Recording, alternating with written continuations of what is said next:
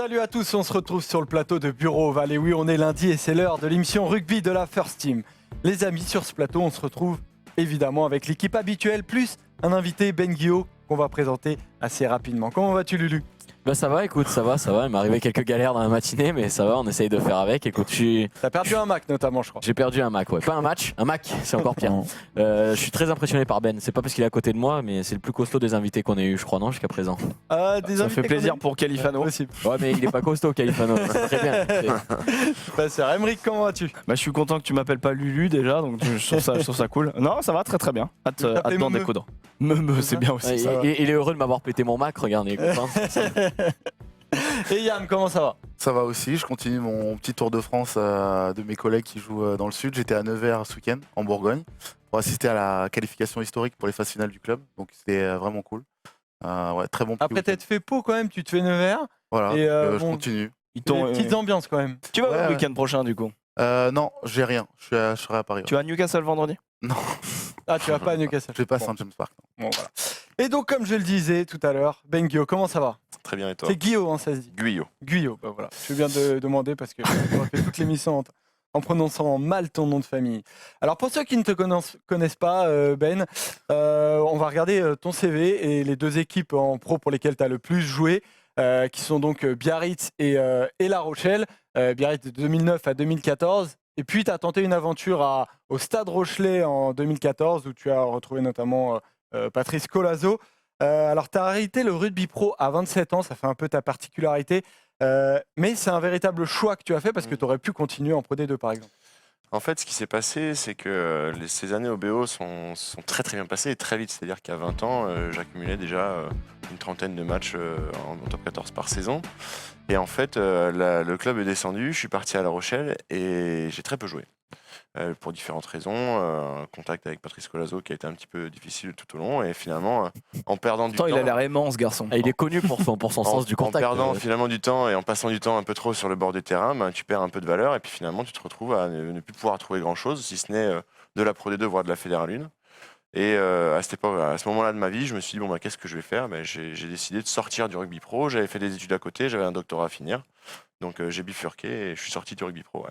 Et après, pour compléter ton CV, faut dire quand même que tu es passé par la Canal, Ouais. tu es passé par le Stade français où tu as fini ta formation en gros avant de devenir pro. Ouais, toutes les catégories espoirs et là où tu commences un petit peu à t'entraîner avec les pros, on va dire. Et aujourd'hui, maintenant, ta carrière rugby n'est pas totalement terminée au fond, ta carrière pro est terminée, mais tu es parti à Suresnes en Fédéral 1. Je considère que j'ai une chance assez incroyable qui est après une carrière pro, pouvoir avoir pu jouer avec mes amis à un niveau à Suresnes. Donc au début en Fédéral 2, puis en Fédéral 1 et en Fédéral 1. Donc j'y ai joué 3 années. J'ai fini maintenant il y a 2 semaines, donc j'ai joué mon dernier match. Mais c'était extraordinaire parce qu'après avoir connu tout le côté professionnel, j'ai aussi retrouvé finalement, j'ai presque redécouvert un sport et une manière de le pratiquer avec mes amis, avec une approche beaucoup plus saine, on va dire, que celle du professionnalisme. Particulière aussi à Suresnes, je sais qu'il y a une belle ambiance dans le club. Ouais, c'est un club très humain qui joue bien au rugby, comme le démontre le résultat qu'on a pu avoir sur ces 3 saisons.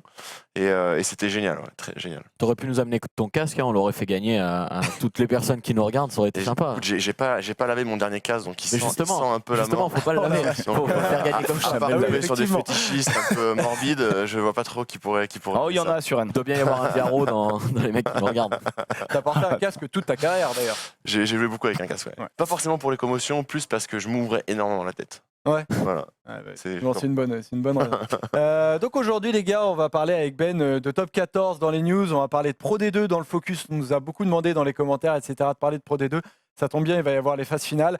Et on va parler de Challenge Cup dans le débat parce qu'il y a la finale La Rochelle-Clermont qui arrive. C'est vendredi d'ailleurs.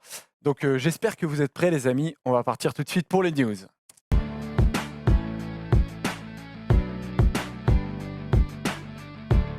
Avec le match le plus important du week-end, les gars, c'était Grenoble-Agen, parce que les Grenoblois ont perdu. C'était un peu le match de la mort, voilà, entre deux équipes. Voilà. Si Grenoble gagnait, Grenoble pouvait avoir une dernière chance. C'est Agen qui s'est maintenu, Lucas. Au final, il y a une certaine logique.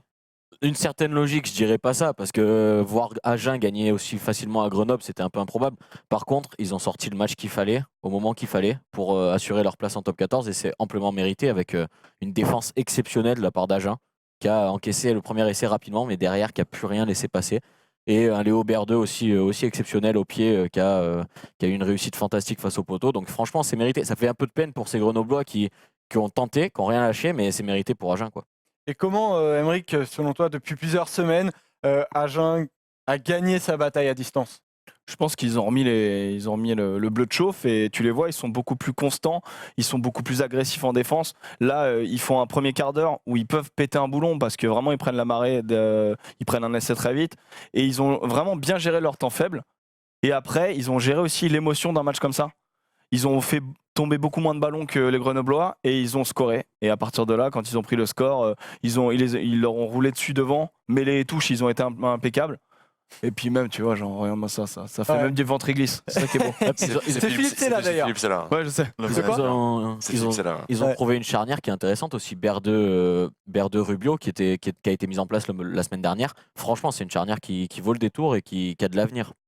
Et donc Grenoble qui voilà, va devoir en passer par les barrages sûrement. Alors c'est officiel à 99,9%. Ah oui. Faut le rappeler parce que en cas de double bonus de Grenoble, de défaite à 0 point d'Agen, il peut y avoir un maintien hallucinant, mais bon, on n'y croit pas trop. Non.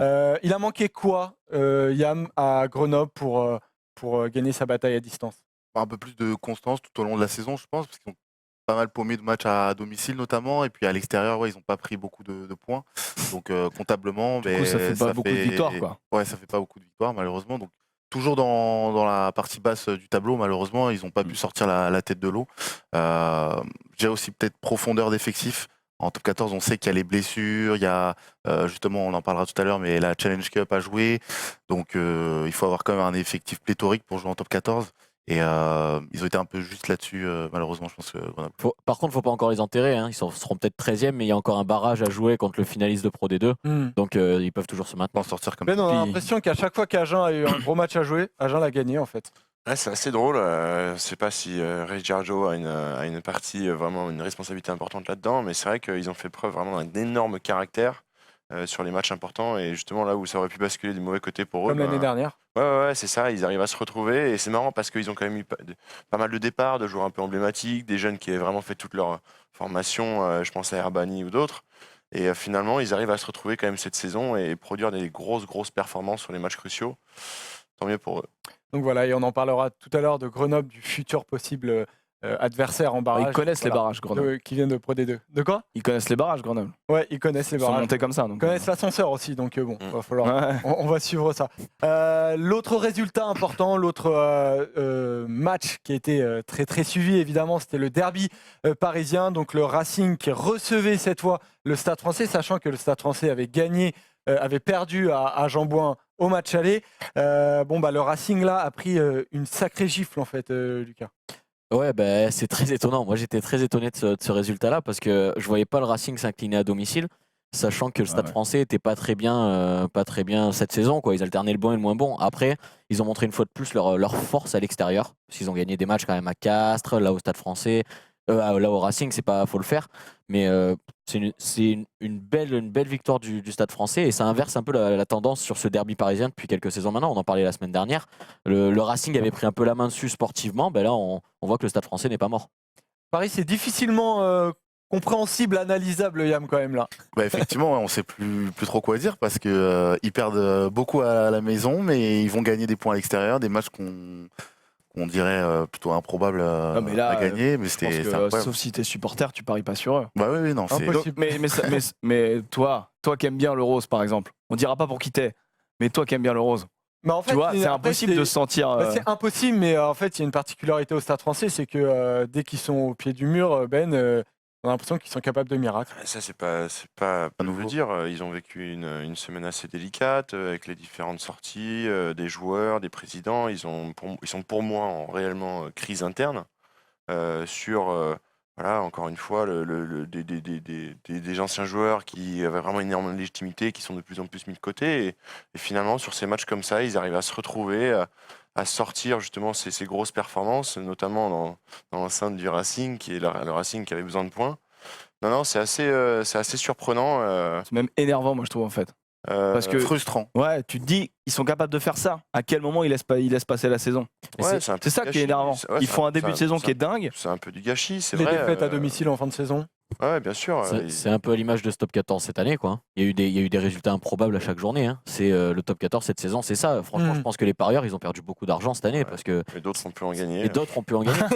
Non, mais vraiment, il y a eu Les fous, il y a eu des quoi. résultats improbables. Tu vois, certaines ouais. journées, quand tu as 4 victoires à l'extérieur sur certaines journées, ça faisait je sais pas combien d'années qu'on n'avait pas vu ça. Ouais.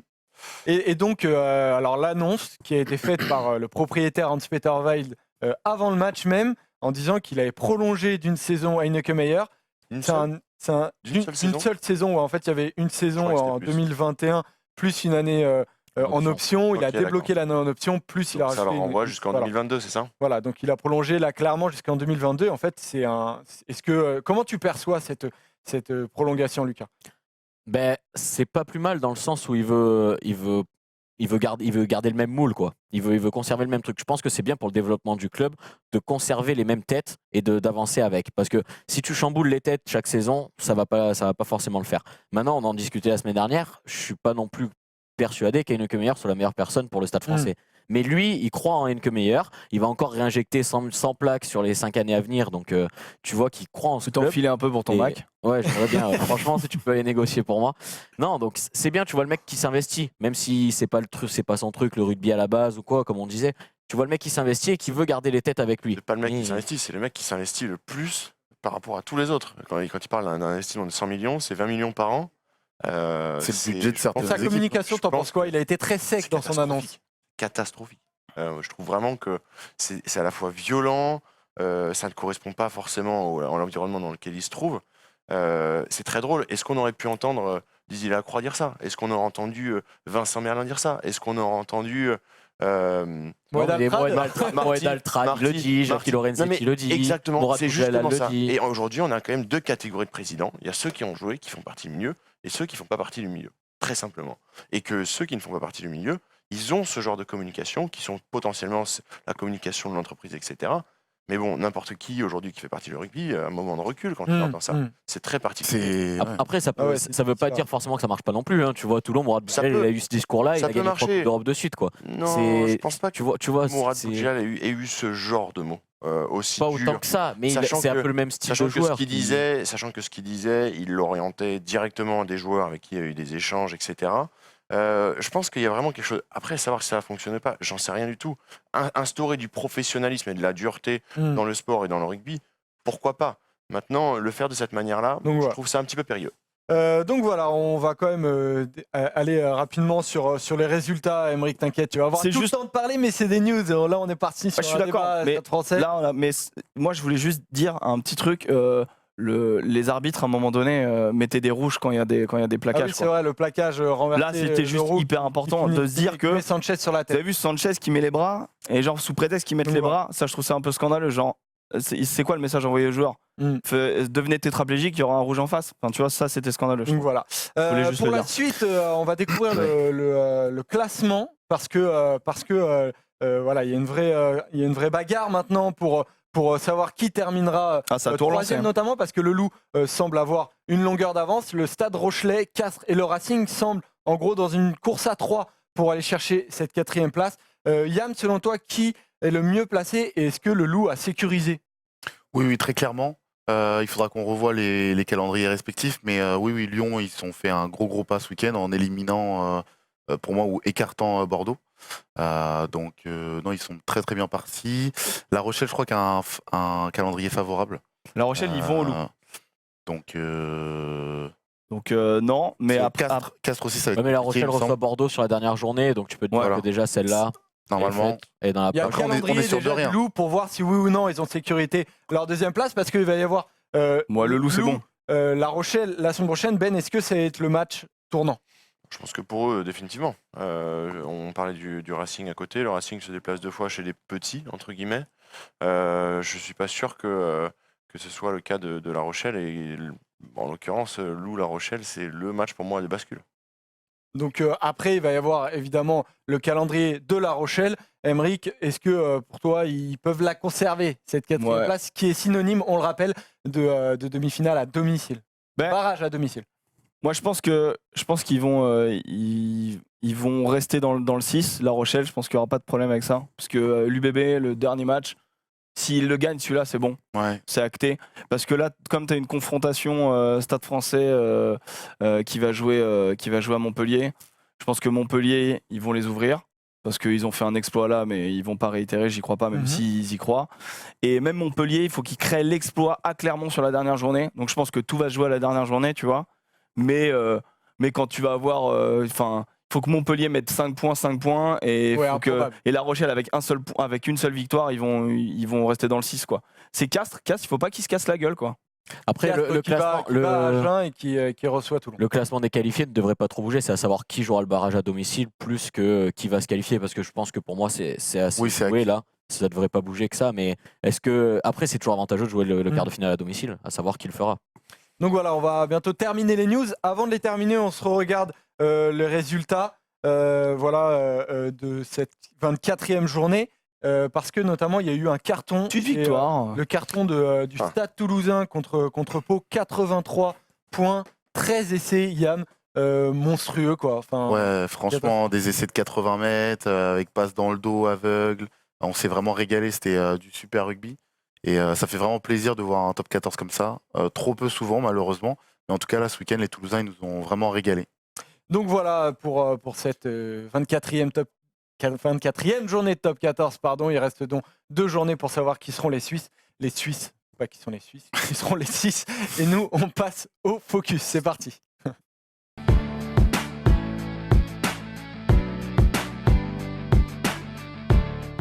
Focus sur la Pro D2, bah oui, parce qu'il y en a beaucoup qui nous ont demandé. Et voilà, c'est les phases finales qui arrivent. On écoute les commentaires, voilà, c'est ça qui est important. Exactement, on écoute les commentaires. On se regarde le classement final de cette saison régulière. Brive qui donc termine premier avec 91 points, devant Oyonnax 87 points. Bayonne qui finit avec 83 points. Vannes qui est 4e devant Mont-de-Marsan, Nevers. Donc il y a 2 équipes qui ne seront pas en phase finale. C'est Biarritz et Béziers. Donc voilà, on a le tableau des barrages qui est désormais clair. Voilà, donc ce classement. Et évidemment, là, Brive part en ultra favori, les gars. Lucas, est-ce que, selon toi, c'est le favori? Exactement, selon moi c'est le favori. Brive, il y a 2 semaines, a gagné sur le plus d'Oyonnax quand même, pour montrer à quel point Brive est favori. C'est une équipe qui, dès la saison dernière, en sachant qu'elle redescendait, a tout préparé pour sa remontée.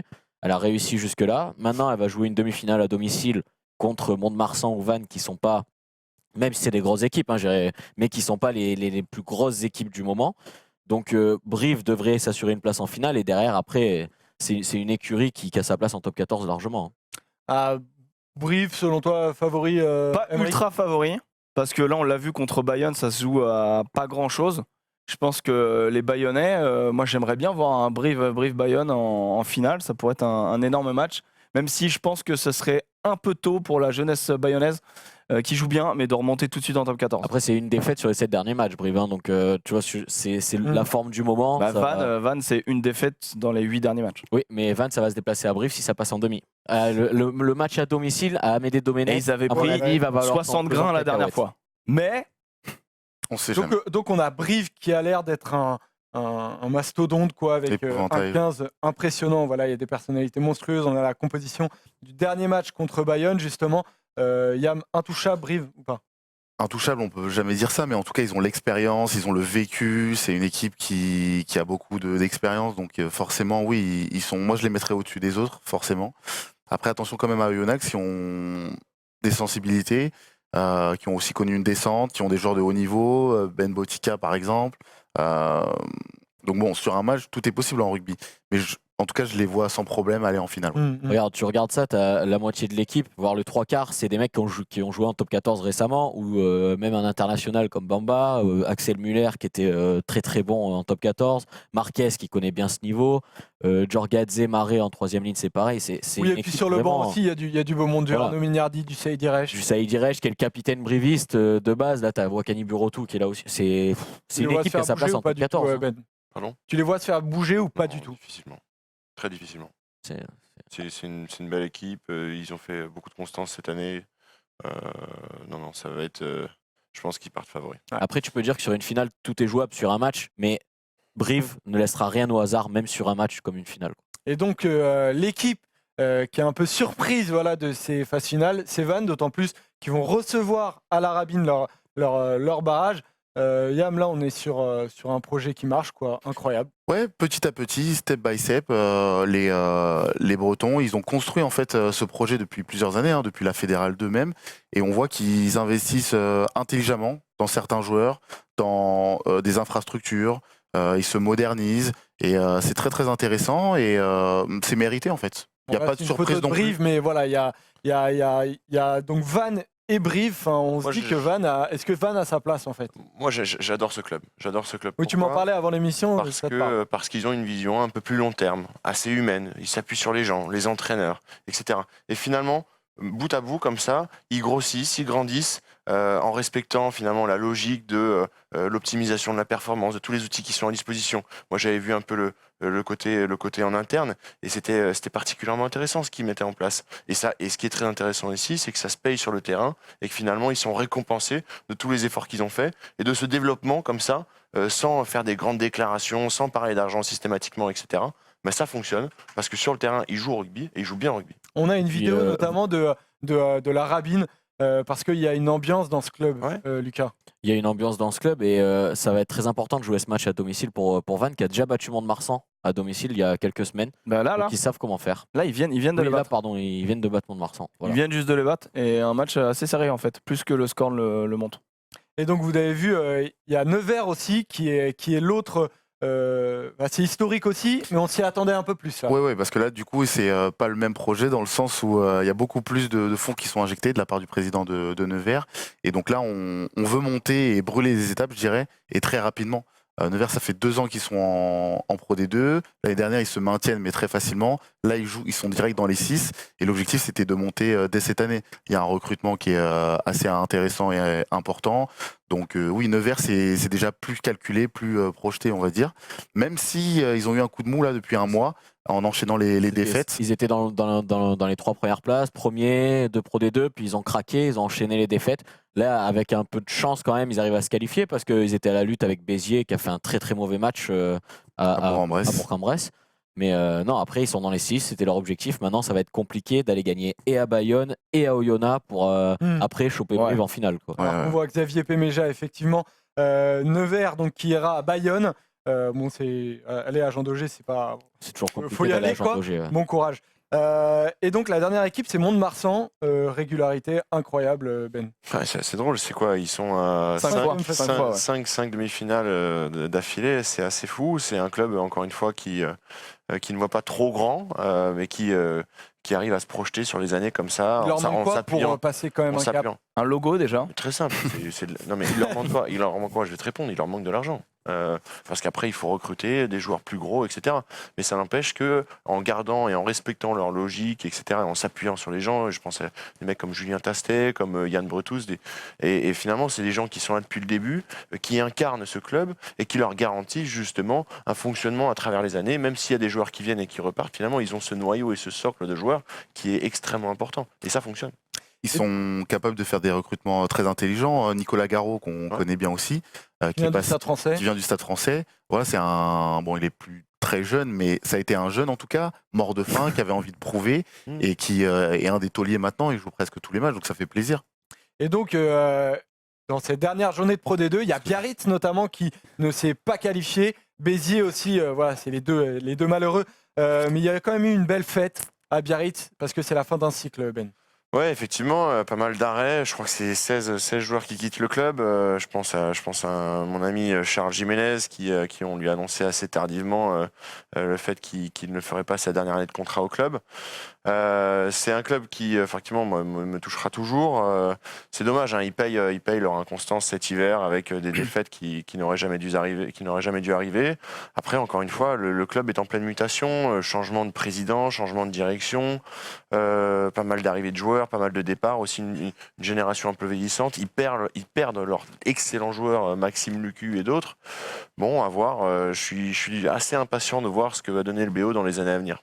Et donc, voilà, vous avez commencé à le voir dans mon dos. Il y a Béziers aussi. Voilà, c'est aussi une équipe qui va. C'est un échec. Tu as eu Jérôme Porical la semaine dernière, Lucas, et qui te disait si on ne se qualifie pas, c'est un échec. C'est un échec. Qui me disait oui, si on se qualifie pas, c'est un échec, puis qui n'était pas forcément très confiant non plus. Du fait de se déplacer à Bourg-en-Bresse, alors que Nevers recevait, déjà, c'était pas avantageux pour eux.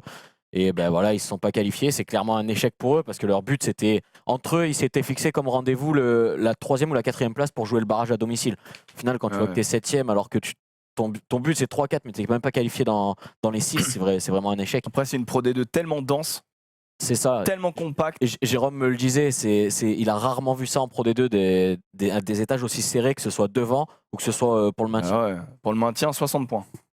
Il faut y aller. Et puis ça s'est joué sur la dernière journée à un point. Sur la dernière journée. Bourg, effectivement. Ils descendent avec 13 victoires. C'est dur. Bonus défensif acquis par Aurillac à Nevers. Ouais, donc les Auvergnats qui restent en Pro D2. Voilà, on a fait le tour pour ces phases finales qui, donc je le rappelle, les barrages Vannes, Mont-de-Marsan et Bayonne-Nevers, sachant que le vainqueur de Vannes, Mont-de-Marsan ira à Brive et le vainqueur de Bayonne-Nevers ira à Oyonnax.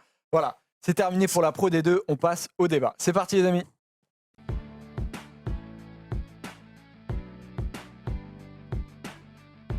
Après le top 14 et la Pro D2, on va donc en Coupe d'Europe, et oui, parce que finale franco-française, et oui, voilà, elle nous intéresse cette finale de Challenge Cup, qui va donc opposer le Stade Rochelais à Clermont. Voilà, donc ça aura lieu vendredi, parce que c'est en prémisse de la finale de la grande Coupe d'Europe qui opposera donc il y aura les Saracens et au Leinster et le Leinster. Donc bon, voilà, un beau petit match qui nous attend. Bon, qui est favori selon vous? C'est la question du débat. Lucas, on commence par toi. Mais alors écoute, vous allez peut-être être étonné, mais je suis incapable de te donner un favori, vraiment. Et je suis prêt à filer mon Mac qui marche plus à celui qui est sûr de son résultat. Parce que c'est vraiment, pour moi, c'est très une ouvert. finale très très indécise. Wow. Une des plus indécises que j'ai pu voir.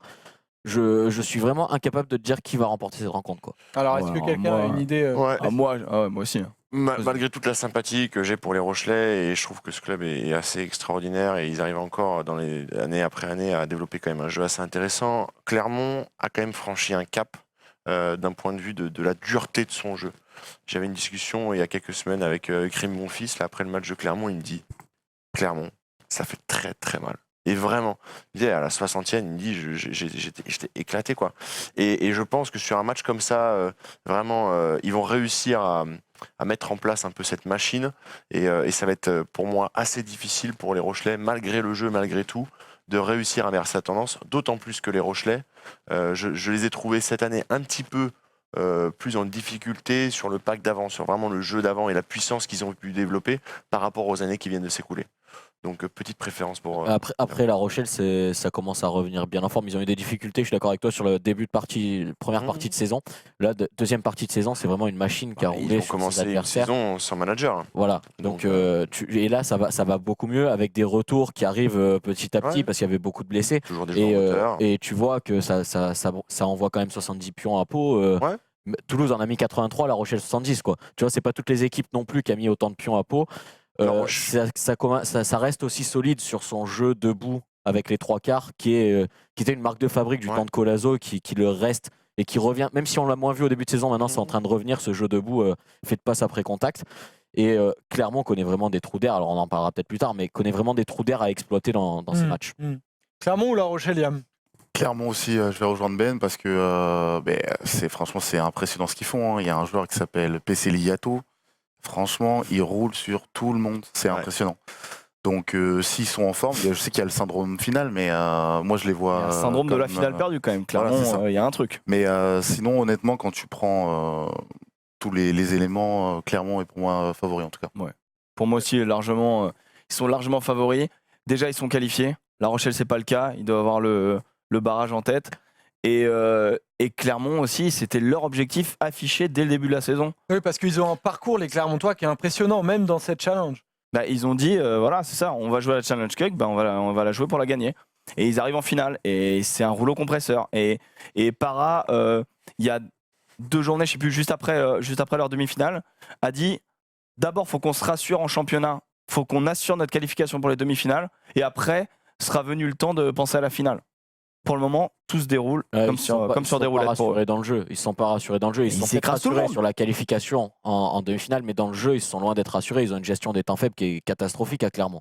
Et on le voit ces derniers temps sur les matchs contre Northampton, où dès qu'ils sont en temps faible, ils encaissent des essais. Ouais, mais le match contre le Racing, qui tiennent en championnat, qui doivent gagner largement à domicile, et finalement, ils sont à 2 doigts de le perdre sur la dernière pénalité que match ne loupe, mais ça fait match nul. Et ça a été ça pendant plusieurs matchs. Tu vois, contre Perpignan, encore à la 67e, il y a un essai de l'âme. Tu te dis, putain, si Perpignan réussit à remettre les 2 minutes d'après la pression, tu sens que clairement, ça peut vite. Alors certes, à chaque fois, ils arrivent à soit faire match nul minimum, soit gagner in extremis. Mais tu vois qu'à partir de la 50e, 60e minute, il y a quand même un moment où Clermont perd pied et n'arrive plus à jouer son jeu et laisse un peu l'adversaire, et ça peut faire mal. Donc. Moi, je crois qu'ils sont tellement sereins qu'ils baissent le pied. Tu vois, ils se font remonter. C'est pas eux les chasseurs. Souvent dans leurs matchs où ils ont des trous d'air, c'est parce que je pense qu'ils se sentent arriver. Bon, le match est gagné. Parce qu'ils se sentent supérieurs. Ouais, et parce qu'ils le sont. À force de faire le bouffon comme ça, il y a un moment où tu te fais taper. Peut-être qu'à un moment donné, tu te fais taper sur les doigts. Sur cette gestion et ils ont aussi un effectif incroyable. Oui, il y a l'effectif incroyable. Il y a 2 joueurs, notamment Para Lopez, qui devraient être titulaires. Yam, est-ce que selon toi, est-ce que tu as peur en gros de leur gestion de match? Mais effectivement, ouais, Lucas a noté quelques matchs. Moi, j'avais le souvenir du match à Toulouse aussi, où ils se font remonter alors qu'ils sont en mesure d'aller gagner à Toulouse. Ouais. C'est impressionnant, mais après, dans le jeu, c'est d'une fluidité incroyable. Sortie lente, sortie rapide, les sorties de camp. La puissance aussi dégagée. Franchement, si effectivement ils ont des trous d'air, mais comme toutes les équipes, tu vois. Et puis si leur charnière va pas, ils la changent. Vraiment, pour une équipe du niveau de Clermont, c'est pas possible de gérer tes trous d'air aussi mal, quoi. Ils vont travailler là-dessus. Je veux bien que tu aies des trous d'air, toutes les équipes en ont, mais tu dois savoir le gérer et du coup te reconcentrer à ce moment-là pour gérer ce trou d'air et pas encaisser 20 points et te mettre dans le jus tout seul. Après, du coup, il y a aussi les Rochelais qui eux aussi visaient cet objectif depuis le début, parce que selon leur parcours, c'est la même chose, Ben. C'était un véritable objectif. Ouais, complètement, et il l'avait annoncé aussi. De toute façon, quand on est reversé de la H-Cup, enfin pas de la H-Cup, de la Champions Cup à Challenge Cup. Je dis H-Cup aussi, t'inquiète pas. On regrette tous ce changement de même. Je pense que c'est très important de continuer, et puis c'est bête à dire, mais finalement les oppositions que l'on va avoir en face sont un petit peu moindres, et on a d'autant plus de chances potentiellement d'être champion. Donc je pense que même si c'est la 2e coupe, c'est toujours quelque chose à son palmarès, et notamment après une saison comme celle qu'on a pu vivre, etc. C'est toujours quelque chose d'assez incroyable. En plus, toi, tu l'as joué. On a gagné avec Biarritz, et en fait on l'a vécu comme n'importe quelle phase finale, le match coup près, etc. Et je pense qu'ils sont dans cet état d'esprit-là, donc c'est une très bonne chose. Et puis je donne ma préférence à Clermont, mais je suis derrière les Rochelais. Ils arrivent avec ils ont rien à perdre, parce qu'on le voit finalement, à part moi qui suis indécis, mais tout le monde pense Clermont. Donc La Rochelle va arriver sans avoir rien à perdre, sans pression sur les épaules, parce que ce sera clairement du côté de l'ASM. T'as quand même une pression. Moi, je pense que pour La Rochelle, c'est ta première finale européenne. Justement. Mais non, t'as pas de pression, t'as rien à perdre. C'est déjà énorme d'être arrivé jusqu'en finale de Challenge Cup pour un club comme La Rochelle qui a connu les phases finales de top 14. Je pense qu'ils se disent pas ça aujourd'hui, tu vois. Non, je pense qu'ils se disent pas, c'est déjà énorme d'être arrivé là. Ils se le diront peut-être après. C'est pas une équipe qui est bâtie pour gagner une Coupe d'Europe, La Rochelle. C'est pas leur objectif en début de saison. Ils se disent pas on veut gagner la Coupe d'Europe. C'est suivant si ça se passe bien. Oui, on va le vouloir. Mais là, ils ont fait des quarts de finale de Champions Cup. Enfin, ils sont quand même. Ça, c'était pareil. Les quarts de finale de Champions Cup, c'était leur première participation. Ils sont allés avec rien à perdre. Et regarde, ils ont fait un quart de finale. Là, ils ont rien à perdre. La pression, elle va clairement être sur les épaules de l'ASM, comme vous le dites si bien. Et l'ASM, à mon avis, il y a moyen que ça commence un peu à se caguer, comme on dit chez moi. Et du coup, La Rochelle peut clairement en profiter avec un effectif ultra solide et ultra compétitif. Il faudra le gérer, cet effectif, parce que du coup, il y a la place aussi dans les 6 qui est pas encore. Enfin, dans les 6, oui, mais en tout cas pour recevoir le barrage. Dans les 6, c'est pas fait. Dans les 6, c'est pas fait. Il faut qu'ils sortent des gros matchs encore. Donc, tu vois, il y a aussi comment tu vas à Lyon derrière. Tu peux te dire qu'en allant à Lyon, tu fais l'impasse. Tu fais un peu l'impasse, sachant que si tu gagnes la dernière journée en recevant Bordeaux, c'est fait. Donc, tu vois, tu peux te dire, si on fait l'impasse à Lyon, c'est pas très grave. Ça va falloir bien gérer, ouais. Donc, à mon avis, il y a moyen que ce soit géré correctement. Il y a eu 2 confrontations cette saison entre les 2 équipes. Match aller gagné par les Rochelais, match assez fermé 16-12 et match retour beaucoup plus ouvert, mais bon, beaucoup plus ouvert surtout pour Clermont parce qu'ils ont gagné 44-19. Est-ce que vous avez vu des trucs en particulier sur les match-up, les face-à-face comment ce que La Rochelle doit exploiter, notamment chez Clermont, Ben, pour gagner cette finale? Quoi qu'il arrive, La Rochelle, à chaque fois qu'ils ont réussi à gagner et à mettre leurs adversaires en difficulté, c'était sur le jeu, avec des joueurs comme Retière, comme Balès, etc. autour des points d'affrontement. Et il faut qu'ils exploitent ça à 300% contre Clermont. Après, ce qui est très dur aussi contre Clermont, c'est comme disait Antoine, c'est qu'ils sont très très durs, qu'ils ont vraiment des joueurs qui, de par leur capacité de faire les défis physiques, finalement, peuvent renverser finalement une situation, etc. etc. Et ça, c'est très dur. Et si La Rochelle arrive à contenir finalement ces quelques joueurs clermontois qui vraiment imposent un défi physique très très important, je pense que La Rochelle sera pas loin de... Sachant que tu peux mettre beaucoup de densité du côté de La Rochelle. Alors, on avait préparé la compo probable de l'équipe de La Rochelle, qu'on ne pourra pas diffuser grâce à mon Mac. Mais on a quand même, je l'ai quand même en tête. Et tu vois qu'il y a moyen qu'il y ait une grosse densité avec un Victor Vito en 3e ligne, avec un Levani Botia au centre, avec Muri Valou à l'arrière. Si tu peux glisser Aldrit en 3e ligne, avec Gourdon de l'autre côté. Pour moi, ça reste quand même un ton en dessous de oui, mais ce que produisent. T'as quand même de la densité, quoi. Si tu mets Orioli au talon, bien sûr. Pierre Barlow à la mêlée plutôt que. Après, ça peut jouer sur des cartons, sur des fautes et faire douter les Clermontois, mais des coups de poing, bien sûr. J'aimerais bien voir la discipline des 2 équipes pour justement voir sur ce genre de match si ça peut faire basculer. Pour moi, les 2 équipes sont assez disciplinées. C'est pas les équipes qui prennent le plus de cartons. Donc, Ouais, non, mais après, ce que je veux dire, c'est qu'à un moment donné, est-ce que tu te la joues pas à la Urios en te disant tu cibles 2-3 joueurs parce qu'à un moment donné, il faut. Non, c'est pas les. C'est pas l'esprit de La Rochelle, quoi. des deux Yann, c'est côtés, quoi les clés c'est du pas match du pour tout le toi? style. Mais voilà, il va falloir mais gagner les duels forcément, être dans l'avancée et des joueurs comme moi je redis Yato, lui va falloir l'arrêter et de ce que je vois depuis quelques années, c'est que personne l'arrête trop. Hein. Ils nous ont encore mis la misère en novembre avec l'équipe de France, tu vois, et pourtant il y avait des joueurs comme Picamol en face.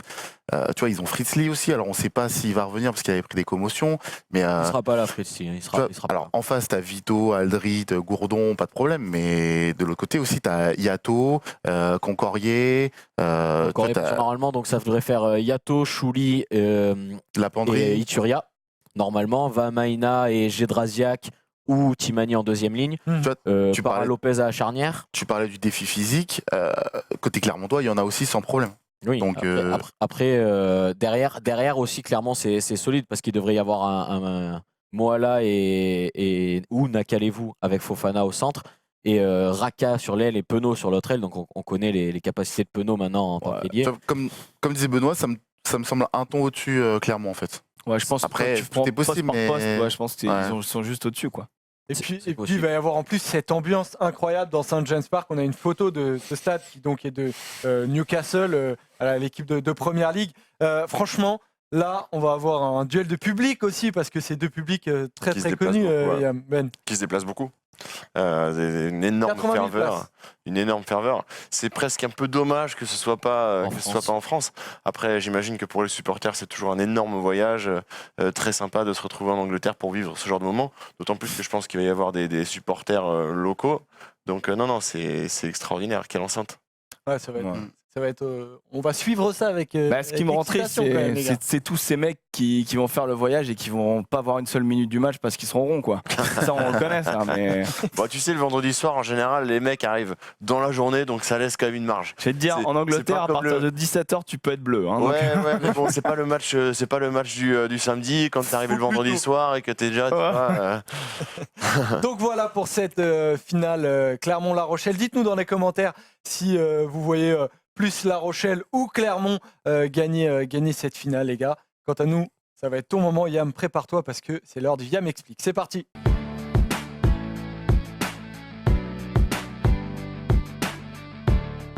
Le Yam Explique, du coup, aujourd'hui, tu nous parles des jokers médicaux, mon Yam. Ouais, assez intéressant. Mais vous savez que dans le rugby, c'est forcément un sport de contact, donc il y a beaucoup de blessés.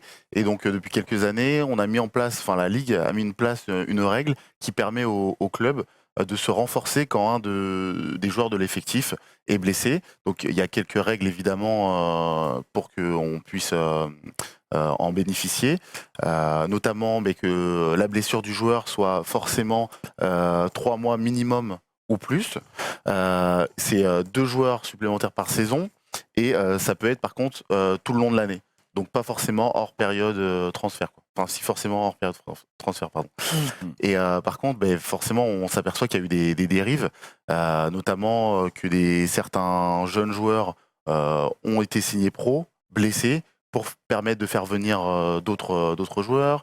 On s'aperçoit aussi que ça laisse la place à des étrangers au détriment de nos jeunes Français formés au club. Ça rentre pas dans le salary cap, il me semble. Donc du coup, on peut recruter quelqu'un. C'est là où tu peux prendre une grosse tête, une grosse. Voilà, exactement. Donc il y a aussi pas mal de choses qui malheureusement sont contournées, alors qu'à la base c'est plutôt une bonne idée, parce que quand on perd un joueur sur blessure, malheureusement, c'est au détriment de la performance de ton équipe.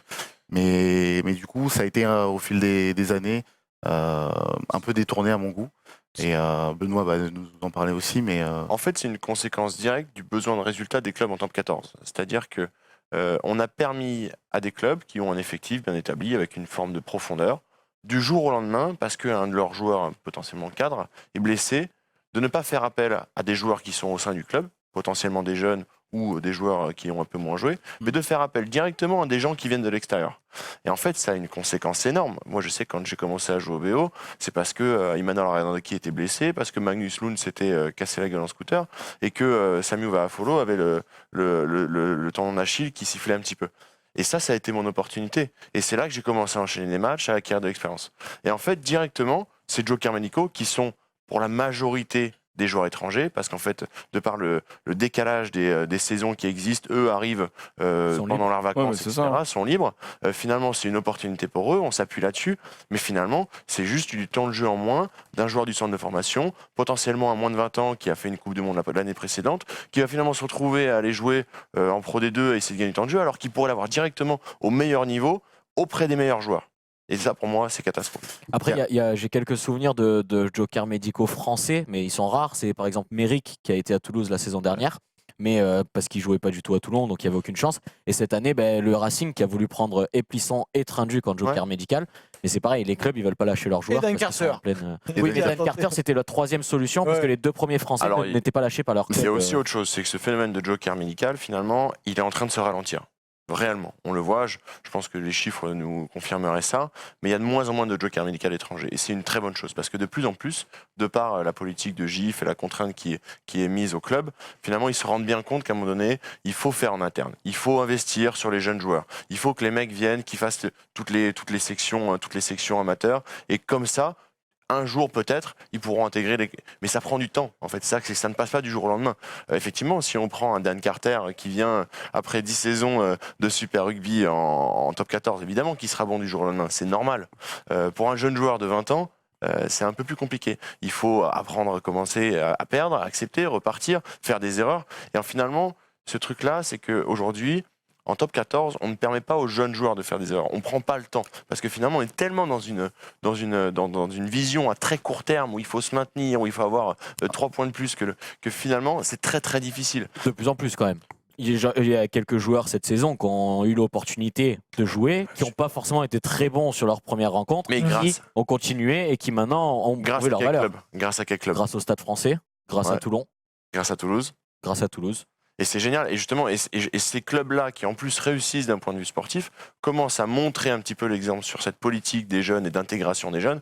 Et ça, je regarde ça avec de très grands yeux et un réel plaisir, notamment quand on voit ce que fait Toulouse et notamment les jeunes de Toulouse. Après, il y a aussi une problématique au poste. Par exemple, on sait c'est Marc Delpoux qui le disait, l'ancien manager de Perpignan, d'Aix-en-Provence. Il le disait, quand tu as un blessé au poste de pilier, par exemple, faire monter un espoir au poste de pilier pour aller jouer un match, par exemple, de Currie Cup ou quelque chose, c'est très dangereux parce qu'il y a une posture en mêlée à avoir, des attitudes, etc. Est-ce qu'il a fini d'être formé? On sait que le poste de pilier, c'est un poste à maturité plus lente, où tu arrives plus lentement, en tout cas. Le type, c'est Demba Memba. Il est en Pro D2. Ouais, mais Il- un exemple pour Ouais, combien mais de. parce que Ouais. ça veut dire aussi que ce côté, pour pouvoir s'aguerrir, la Pro D2, il est aussi C'est là pour ça. excellent tremplin, C'est un, effectivement. c'est un championnat aussi, voire plus difficile que le top 14 d'un point de vue physique, où les mêlées sont extrêmement disputées, et que dans ce cadre-là, pour un jeune joueur, c'est une Très année formateur. ou deux de formation accélérée, ça c'est sûr. Bien sûr. Donc voilà. Donc le Yam explique qui était aujourd'hui un Yam et Ben explique et nous on écoute religieusement comme tous les suiveurs depuis Roval avec grand plaisir les gars. Voilà, c'est terminé pour ce Yam explique et on va passer à la 3e mi-temps au quiz, c'est parti.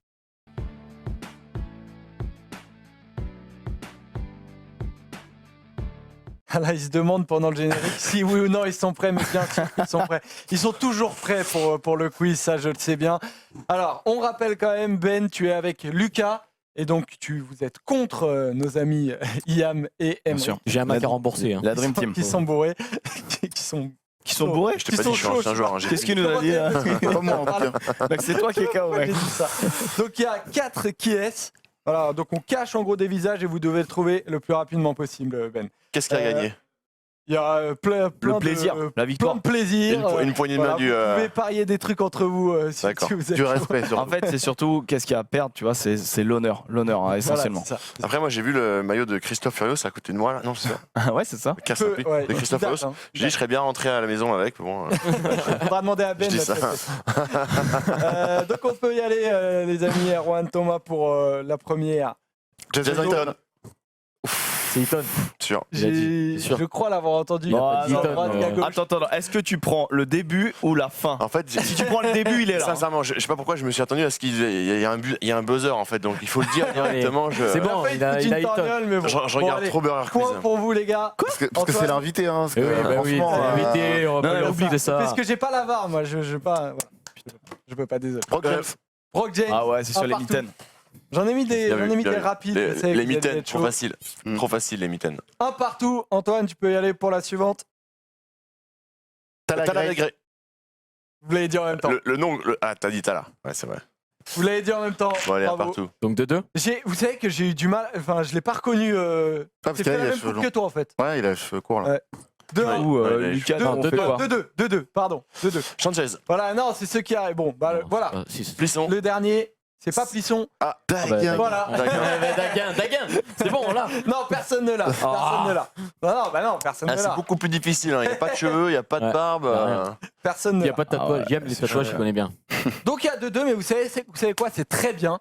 Parce qu'il y a un qui suis-je. Oh là là. Du coup, tout va se jouer sur. Pour une fois que la le dernière dernier n'est pas qui suis. forcément. J'espère que vous êtes. C'est un vrai dernier, quoi. C'est un très dernier. C'est un vrai dernier. Alors, soyez prêts. Je suis international de mon pays. Je suis première ligne. Accrocheur. J'ai une personnalité Marconnet. charismatique. Ce n'est pas Marconnet. Et je suis très important pour le rugby de mon pays. Zirakashvili. Ce n'est pas Zirakashvili. Omar Hassan. Ce n'est pas Omar Hassan. Je suis également capable de jouer comme troisième ligne centre ou troisième ligne L. Facundo Bosch. Ce n'est pas Facundo Il joue Bosch. talon, pas pilier. Mais- Première ligne, il a dit. Très très peu. Je suis passé par 3 clubs en France. Putain, c'est là que ça va. Biarritz, Clermont et Montpellier. Mais dans l'ordre, je suis d'abord passé par Biarritz pendant 2 ans. Johnson. Je suis... Non. Ce n'est pas Johnson. Je suis rentré en Argentine, puis je suis revenu à Clermont. Très brièvement, Martin Celso. Ledesma. ce n'est ni l'un ni l'autre. Je suis parti à Montpellier pour 2 ans avant de tenter l'aventure à Worcester. En 2014, le nouveau sélectionneur de l'Argentine m'a nommé capitaine. Ah. Oui. En 2015, Figalo. ce n'est pas Figalo, je suis rentré au pays. Crivy, Augustine Crivy. Augustine Crivy, putain. yeah. Mais- Et voilà. T'as pas dit pilier? Parce que moi je cherche Non, que des piliers en fait. Première ligne. Ah putain, Ouais, moi moi je cherche aussi, que je des pense. J'ai fait piliers en fait. attention, je voulais pas vous donner le poste. Ouais, bien sûr. Je suis reparti mec. au pays Il pour jouait jouer troisième ligne. Il jouait que Super. troisième ligne. J'ai vraiment fait une énorme partie. Trop fort. C'est ton époque ou Non, je suis arrivé quand il partait. Je suis arrivé quand il partait. C'est un peu avant. Voilà, Augustine Crivy qui donne donc Mais la trop fort. victoire à Moi Eagles, je hein. cherchais Mais- un pilier moi en fait. Beau gosse. Mais Je alors cherche c'est un un pilier, mais talon. oui, ouais. mais les mots sont précis. Les mots sont précis. Voilà, je voulais pas vous dire qu'il était t'as l'honneur. Bon bah voilà, victoire de Yam. On peut dire que Benoît était quand même meilleur que Aristide. On peut le dire. On peut le dire. Ça Ouais. vous- Après, ça c'est pas vous- difficile, c'est deux mecs avec qui j'ai joué. Hein. Jason Hinton et Tyler Gray, je les connais très bien, c'est J'ai des pas potes. fait Tu vois. exprès du tout. J'ai pas fait exprès du tout. D'accord. Merci Ben d'être Avec plaisir. venu parmi nous. Donc du coup, ça y est, carrière terminée. Ouais, ça y est, bon, je vais continuer au club à Suresnes qui a un super projet avec toute une école de rugby et tout un accompagnement dans le double projet qui me plaît énormément. Donc je vais continuer dans cette direction-là, mais je ne mettrai plus un pied de rugby avec mon casque et mon protège-dents. En tout cas, il y a très peu de chances que ça arrive. Sûr et certain. Ok, Voilà. très bien. En soirée, Merci quoi. les gars. En Par soirée. exemple. Oui, voilà, avec les potes du rugby. Voilà. Avec Ça, modération. ça reste. Merci à tous les amis et on se retrouve évidemment la semaine prochaine. Ciao. Salut. Ciao.